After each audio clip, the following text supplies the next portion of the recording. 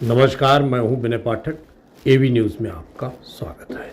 आइए देखते हैं मुंबई तथा आसपास की कुछ खास खबरें जो वर्तमान समय की सुर्खियां बनी हुई हैं। लेकिन आज नज़र डालते हैं उस विशेष खबर पर। साथियों, दुनिया भर में भारत की कॉफी बहुत लोकप्रिय हो रही है। चाहे कर्नाटका में चिकमंगलूर, कुर्ग और हासन हो, तमिलनाडु में पुल्नी, शेवरॉय, नीलगिरी और अन्नामलाई के इलाके हो, कर्नाटका तमिलनाडु सीमा पर बिलिगिरी क्षेत्र हो, या फिर केरला में वायनाड, त्रावणकोर और मालाबार के इलाके, भारत की कॉफी की डाइवर्सिटी देखते ही बनती है। मुझे बताया गया है कि हमारा नॉर्थ ईस्ट भी कॉफी कल्टीवेशन में आगे बढ़ रहा है। इससे भारतीय कॉफी की पहचान दुनिया भर में और मजबूत हो रही है। तभी तो कॉफी को पसंद करने वाले कहते हैं, India's coffee is coffee at its finest. It is brood in India and loved by the world. मेरे प्यारे देशवासियों, अब मन की बात में एक ऐसे विषय की बात जो हम सबके दिलों के बेहद करीब है। ये विषय है हमारे राष्ट्रगीत का। भारत का राष्ट्रगीत यानी वंदे मातरम। एक ऐसा गीत जिसका पहला शब्द ही हमारे हृदय में भावनाओं का उफान ला देता है। वंदे मातरम, इस एक शब्द में कितने ही भाव है, कितनी ऊर्जाएं हैं।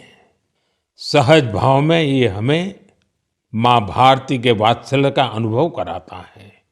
यही हमें माँ भारती की संतानों के रूप में अपने दायित्वों का बोध कराता है। अगर कठिनाई का समय होता है तो वंदे मातरम का उद्घोष 140 करोड़ भारतीयों को एकता की ऊर्जा से भर देता है। साथियों, राष्ट्रभक्ति, माँ भारती से प्रेम, ये अगर शब्दों से परे की भावना है तो वंदे मातरम उस अमूर्त भावना को साकार स्वर देने वाला गीत है। इसकी रचना बंकिम चंद्र चट्टोपाध्याय जी ने सदियों की गुलामी से शिथिल हो चुके भारत में नए प्राण फूंकने के लिए की थी। वंदे मातरम भले ही 19वीं शताब्दी में लिखा गया था, लेकिन इसकी भावना भारत की हजारों वर्ष पुरानी अमर चेतना से जुड़ी थी। वेदों ने जिस भाव को माता भूमि पुत्रो अहम पृथिव्याः कहकर भारतीय सभ्यता की नींव रखी थी, बंकिम चंद्र जी ने वंदे मातरम लिखकर मातृभूमि और उसकी संतानों के उसी रिश्ते को भाव विश्व में एक मंत्र के रूप में बांध दिया था। साथियों, आप सोच रहे होंगे कि मैं अचानक से वंदे मातरम की इतनी बातें क्यों कर रहा हूं। दरअसल कुछ ही दिनों बाद 7 नवंबर को हम वंदे मातरम के 150वें वर्ष के उत्सव में प्रवेश करने वाले हैं। 150 वर्ष पूर्व वंदे मातरम की रचना हुई थी और 1896 में गुरुदेव रविंद्रनाथ टैगोर ने पहली बार इसे गाया था। साथियों, वंदे मातरम के गान में करोड़ों देशवासियों ने हमेशा राष्ट्र प्रेम के अपार उफान को महसूस किया है। हमारी पीढ़ियों ने वंदे मातरम के शब्दों में भारत के एक जीवंत और भव्य स्वरूप के दर्शन किए हैं। सुजलाम सुफलाम मलयज शीतलाम शस्य श्यामलाम मातरम वंदे मातरम। हमें ऐसा ही भारत बनाना है। वंदे मातरम हमारे इन प्रयासों में हमेशा हमारी प्रेरणा बनेगा। इसलिए हमें वंदे मातरम के 150वें वर्ष को भी यादगार बनाना है। आने वाली पीढ़ी के लिए ये संस्कार सरिता को हमें आगे बढ़ाना है। आने वाले समय में वंदे मातरम से जुड़े कई कार्यक्रम होंगे, देश में कई आयोजन होंगे। मैं चाहूंगा हम सब देशवासी वंदे मातरम के गौरवगान के लिए स्वतः स्फूर्त भावना से भी प्रयास करें।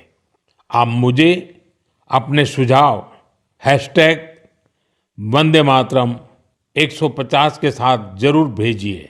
सर, क्या कहेंगे, आज देश के प्रधानमंत्री ने 127वां मन की बात की, किस तरह का अनुभव कर रहे हैं आप? नहीं, सबको मैं नमस्कार करता हूँ। सम्मानीय पंतप्रधान नरेंद्र मोदी साहब ने मन की बात में अनेक विषय आज किया था। इसमें महत्व का विषय है, वंदे मातरम का विषय उल्लेख किया। उसको पूरा देशवासी भारत माता को वंदन करने का जो विषय है वो लेना चाहिए। फिर उसके बाद जो है, ये पूरा देश में एक जगह छोड़ा ही नहीं, मैंग्रोव्स का विषय को ऊपर उल्लेख किया।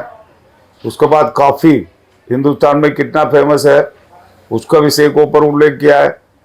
तो अपना ऑक्सीजन पार्क, आदमी को झाड़ का जरूरी क्या था, बेंगलुरु से शुरुआत करके सब जगह का किसी ने अच्छा सेवा किया है, उनका विषय उल्लेख किया है।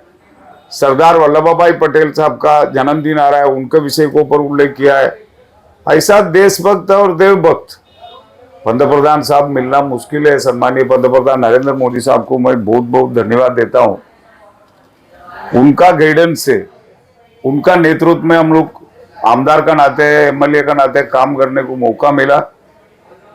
उनका कैसा कैसा गाइडेंस मिल रहा है वो हिसाब से हम लोग आगे बढ़ रहा है। आज मन की बात में जो जो सुना हम लोग फॉलो करेंगे। और दूसरा एक विषय आज का दिन बोलना चाहता हूं, छठ पूजा कल शाम को शुरू हो रहा है। साइन कोलीवाड़ा विधानसभा क्षेत्र, बाकी इलाका का मेरा भाइयों बहनों, कोई पूजा पाठ तो यूपी, बिहार, झारखंड इनका नहीं है, सबका है।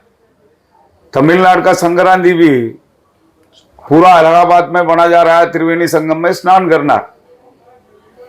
तो ऐसा तो एक ही स्टेट का एक दीवान नहीं है, हिंदू परिवार का जो भी आता है फेस्टिवल वो सबके लिए।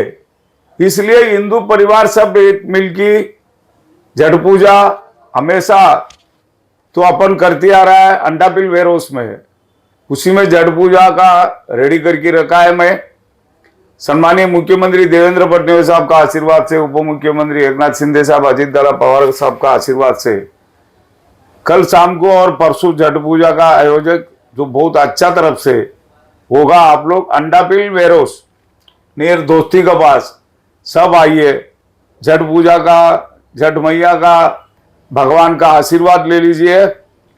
ये छठ पूजा मैं आज का दिन याद करना चाहता हूं। उद्धव जी का सरकार था तभी ये रुका गया था, तो हम लोग रुका नहीं। मेरा विभाग में छठ पूजा मानने वाला 1 लाख का ऊपर है। मेरा विभाग में हिंदू परिवार 1.5-2 लाख का ऊपर है। मैं तो मेरा हिंदू परिवार का कोई भी फेस्टिवल हो, मुसलमान का भी हो, मैं रुकना नहीं चाहता हूं। इसलिए सम्मानीय पंतप्रधान साहब का वाक्य यही है, सबका साथ सबका विकास। पूरा हिंदुस्तान में आज धर्म को साथ में लेके जाने वाला सम्मानीय पंतप्रधान नरेंद्र मोदी जी, सम्मानीय मुख्यमंत्री देवेंद्र फडणवीस साहब ने हम लोग बताया सबको साथ में लेके चलो। इसलिए उद्धव जी छठ पूजा रुका है, हम लोग रुका नहीं। अंडापिल वेयर हाउस में चालू किया था, तभी से छठ पूजा अच्छा तरफ से चल रहा है। आप लोग कल शाम को आइए, भगवान का आशीर्वाद से आशीर्वाद लेके शुरू करिए कल शाम को।